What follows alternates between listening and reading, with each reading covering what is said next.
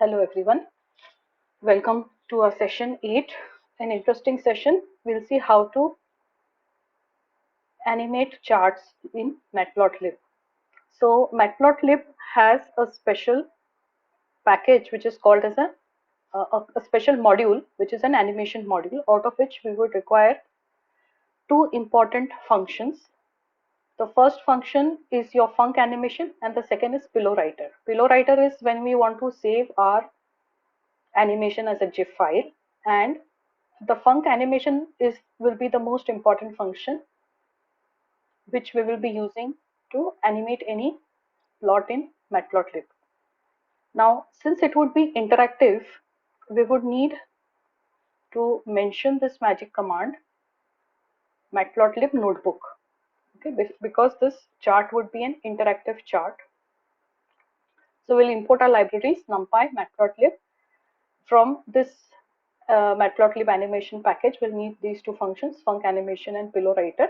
And because it's an interactive notebook, we'll have to use this magic command. So let's suppose we want to animate a sine wave. Now we're going to use the object-oriented programming that we learned in the previous session, and you're going to create a plt.subplots. Since you're not passing anything, it will be just one figure and one axis, but still we will be taking this axis and then using it for animation purposes. Now whenever we do animation, we will have to create a blank plot, okay, an empty plot. So on the x-axis I have x, and on the y-axis I'm naming it the variable y sine because of the sine wave, and these are two empty lists. Okay, and how do we plot? plt.plot, and we mention the x and the y. In this case we are mentioning two empty lists. Okay, and we are mentioning that it's of red color and O is the marker, a round marker. This returns to us the plt.plot. It returns to us two variables, out of which I'm just interested in the first variable, the 2D line. So I will say line comma and nothing else. Okay, so this will return to us an empty line. Now let's see this func animation function. So this function will take your figure. The second thing it will take is a function itself, which is called an update function. The third thing it will take is your input that will go to the update function. So I want to send this input np.linspace, and I want to send from 0 to 2 multiplied by numpy.py. Okay, and I want 64 data points between 0 to about 3.14 into 2, about 6.28. I want 64 data points. And the last, so what is this? This is an input to the update function, and the last function it takes is the init function, where it initializes your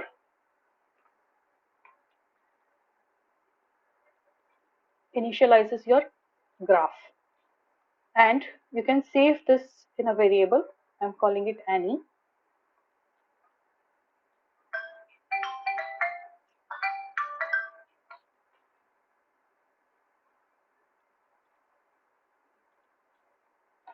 So these are the two important functions, the update function, data that we want to pass to the update function, and the init function.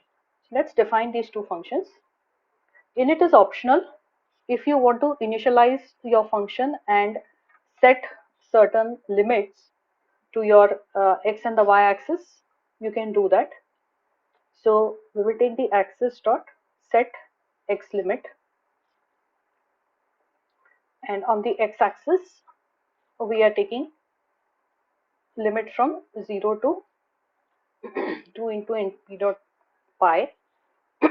And on the on the y-axis, we want to set the limit from -1 to 1. It's a sine wave, so -1 to 1. This function is just called once when func animation is called. This function is called once, and it's initialization function. Anything that you want to initialize, you will be writing in this function. So in the update function, you take a variable I, okay, and so this is updated. This is passed in the update function, okay, from 0 to 2 into np.py. Now what we want to update in the update function? First we want to, this empty x, we want to append the list, okay. So we'll append in the list, we'll append I. Then in this variable y sign, we will append np.sign of I. So at each frame, one data point is added to your list at each frame.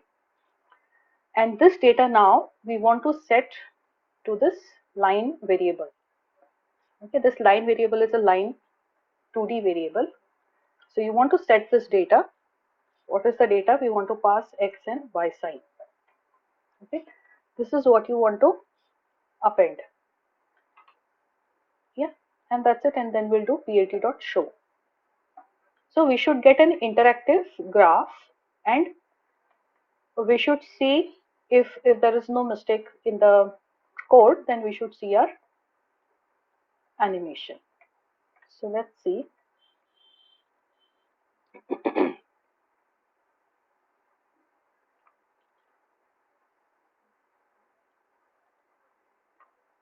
So the data is set correctly from 0 to 6, and let's see if this is getting updated.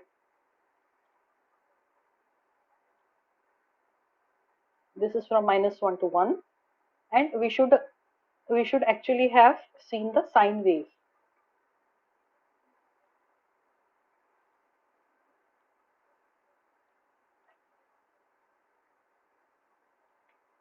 So looks like there's an issue, so let's debug the issue. So the issue is in my variable name, which is y sign. I had just used y in, right? So this is your initialization, and at every frame, one extra data point is added in your variables, and that is how you are seeing this sine wave as a animated sine wave, right? So what's happening here is that at every frame, at every interval, this point is passed here. Your x, which was originally an empty list, each time a data point is added in your x and in the y variable.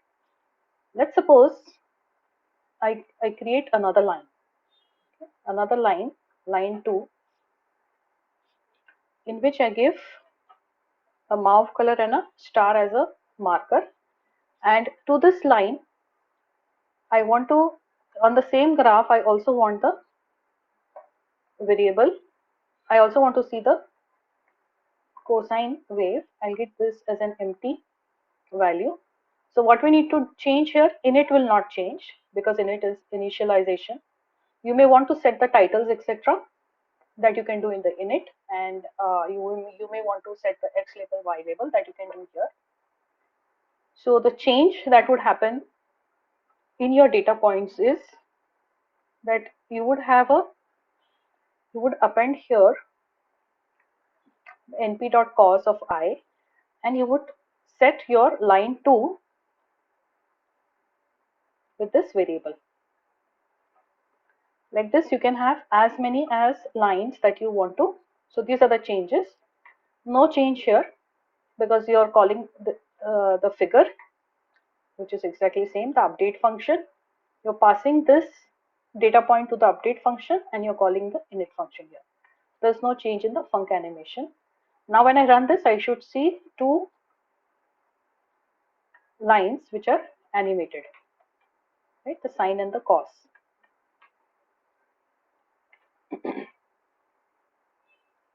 So one is my sine wave, the other is my cos wave. So you would see an effect of a animation.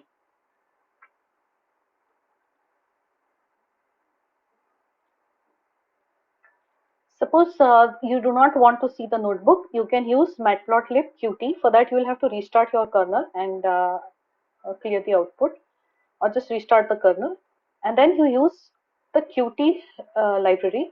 So your animation will open in a new window. There's no change in the code, just the way we want this to be shown.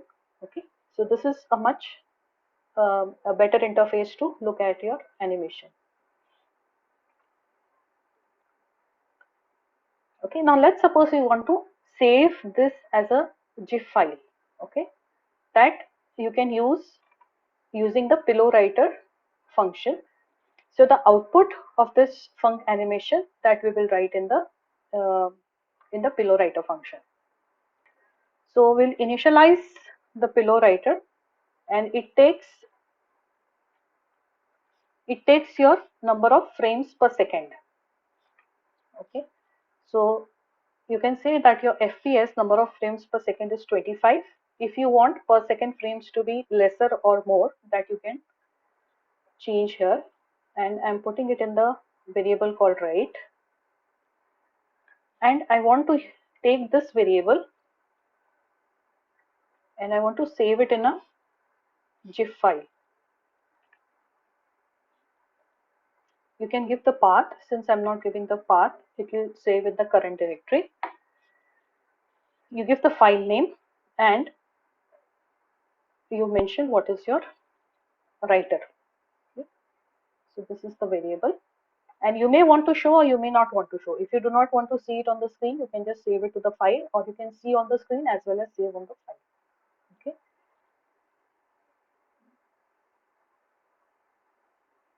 So it's going to save, and it's also going to show me on the screen.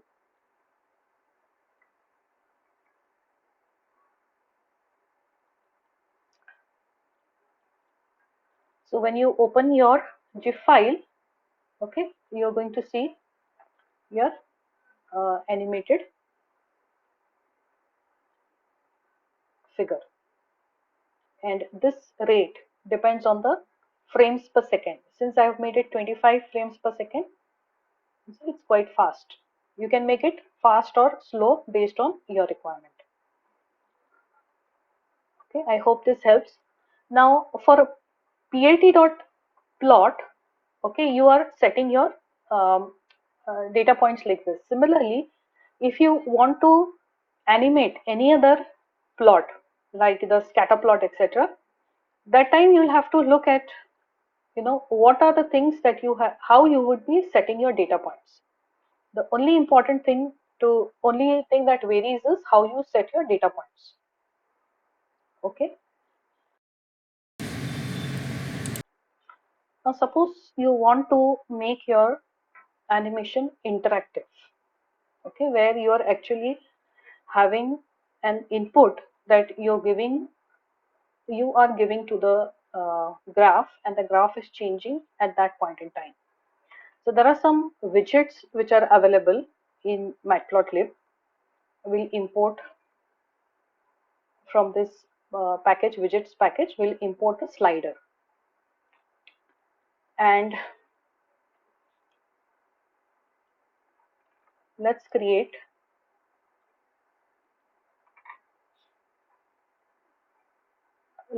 a subplot. In this subplot, what we want to give is, we want to give an additional slider. For that you will have to adjust your figure space. So in this figure space, what we are going to mention is that we want to adjust the subplot space. On the left, no adjustment. At the bottom, we want to have a 0.2 space for the slider. Right, top, vertical, horizontal, no changes. I've just used this to show that you can adjust all the spaces that you require. Okay. So on the x-axis, we'll have data points from 1 to 10. we'll have data points from 1 to 10, and this x we are giving that you can adjust it, for any small tiny variable. So I have data points from 1 to 10. So okay, so what is a linspace? You'll have a start, stop, and a number of between this how many data points you want. Okay, so I'm taking 100 data points. Then I'm taking a multiplying factor of 2, and I'm saying that my y is whatever is this input multiplied by this multiplying factor. Okay, it's basically just a what you call a diagonal line is what we are telling that this is here. And now we'll create an empty plot. So on the plt.plot, we'll say that you have x and y. So we are directly giving this x and y, and we're saying line width is 2. This variable we are keeping in line 1. Okay.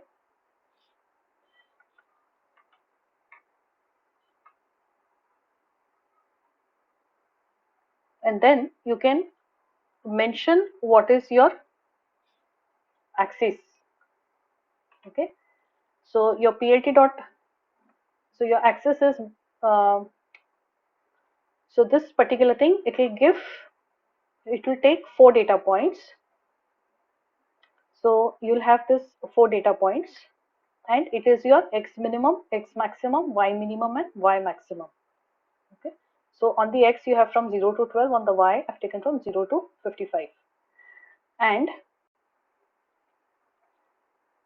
there is another variable ax underscore x which you will require for the slider.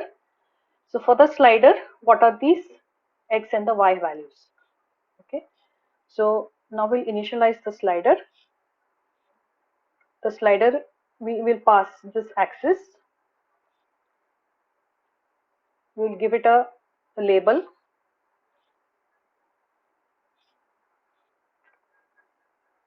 I'll just explain to you what I'm typing. We'll give an initial value of 2.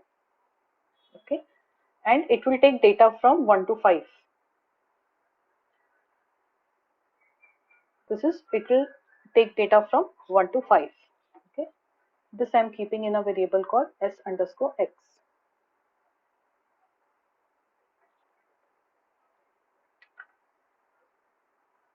Now we will write the update function.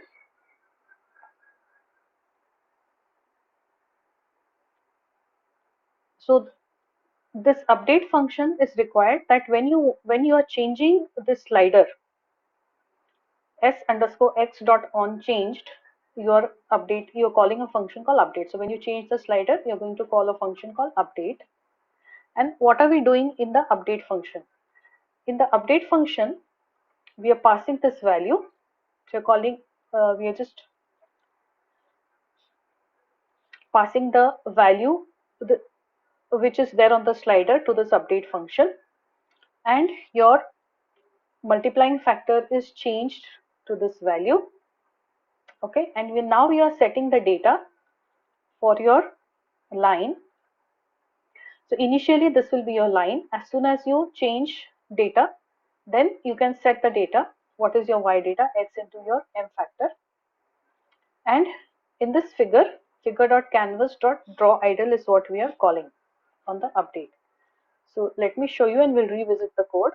plt.show. Let me just quickly show you what I'm telling, and then we'll revisit the code. Okay, it looks like I've made some mistake here. So this is your initial. So when you set initially from 0 to 12, this is from 0 to 55. That's your limits. This is your first line. This is your slider.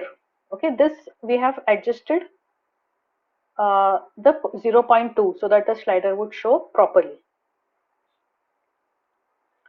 Okay, the name slider is not defined.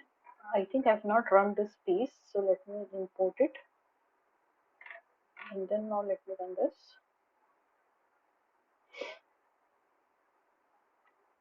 Okay, So you see the slider, currently x is 2. So I can have an interaction, and once I have an interaction, if there is no mistake in the code, this will update. Okay, so list object has no attribute set y data.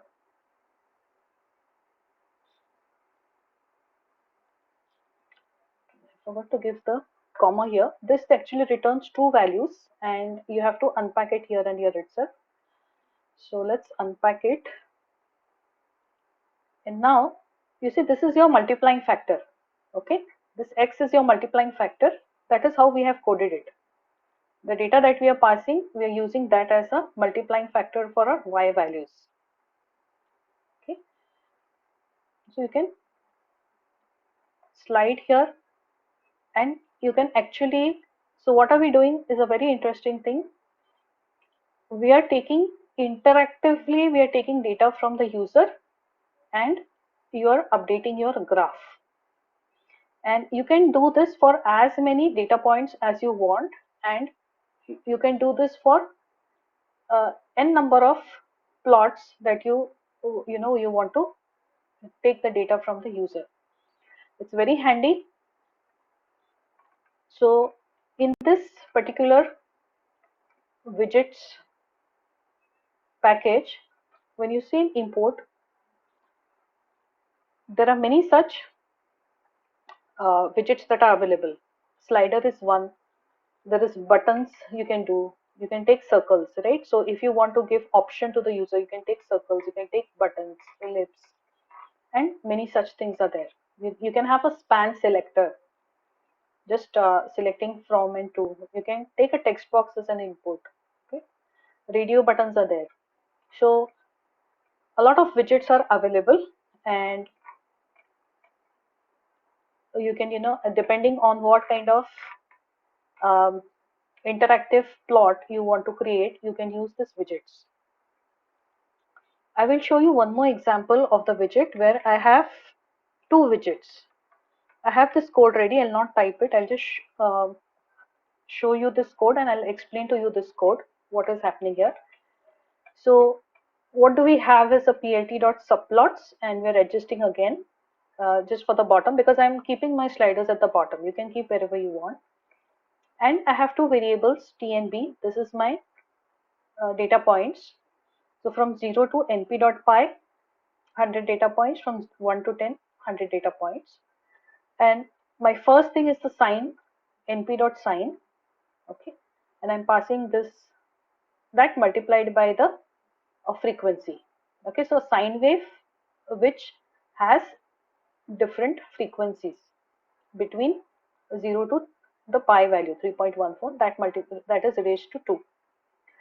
So you have an empty plot, and then like previously I explained, your axis, this is your x minimum, x maximum, y minimum, y maximum, and you have two variables to which you are giving this axis.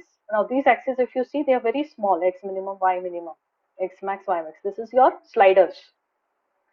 So I'm passing to the slider the axis, I'm giving them the name, amplitude, and the beta variable.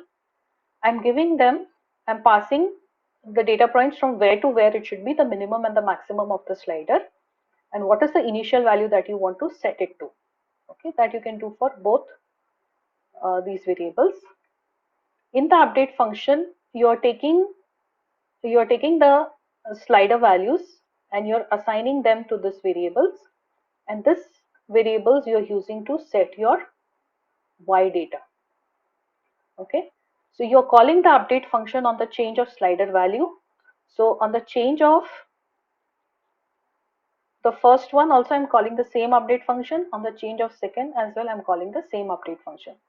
And why it would work in both the cases is because we have an initial value which is set here. Okay, so let's see how this looks like. So you have two axes. This is my initial sine wave based on whatever formula I have given there. Okay, so this is your plt.plot, your initial plot based on the data that we have given. let's suppose I increase the beta. Okay. So when you increase the beta, your sine wave height is increasing, and when you increase the amplitude, the frequency is increasing. Okay. So like this, you can have multiple variables which you can take input from the user, and you can show such beautiful interactive graphs. I hope this helps, and I hope it gives you a motivation to do much more than what I have shown. Thank you. I'll see you in the next session.